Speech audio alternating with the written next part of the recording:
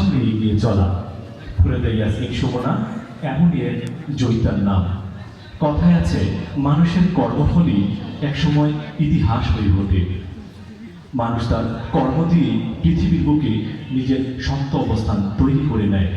ফরিদা ইয়াসমিন সুমনা এমন এক আলোর বাতিঘর, যিনি বিভিন্ন খাত ও প্রতিঘাতের মধ্য দিয়ে নিজেকে নিয়ে গিয়েছেন সাফল্যর সর্বোচ্চ চূড়ায়। পিতা আলহাজ আক্কাস আলী ও মমতাময়ী মা রাজিয়া বেগমের সর্বকনিষ্ঠ সন্তান ফরিদা ইয়াসমিন সুমনা। জীবনে ভাঙা ও গড়ার খেলায় তিনি জীবনকে অনুভব করেছেন হৃদয়ের গভীর অনুভূতি থেকে।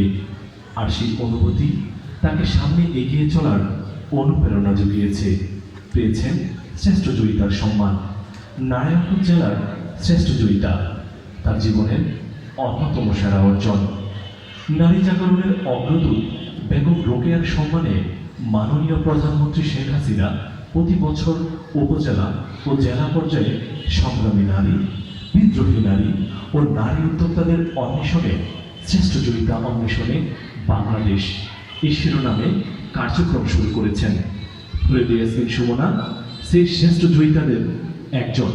তিনি একাধারে একজন কবি, একজন গীতিকার, একজন সুরকার, একজন সম্পাদক এবং একজন জয়িতা।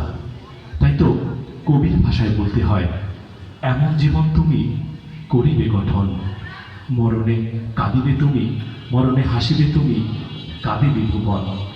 সম্মানিত সুধী, আমাদের আজকের এই অনুষ্ঠানের পক্ষ থেকে কবি ফরিদা ইয়াসমিন সুমনাকে আন্তরিক শুভেচ্ছা এবং তার সর্বাঙ্গীন মঙ্গল কামনা করছি।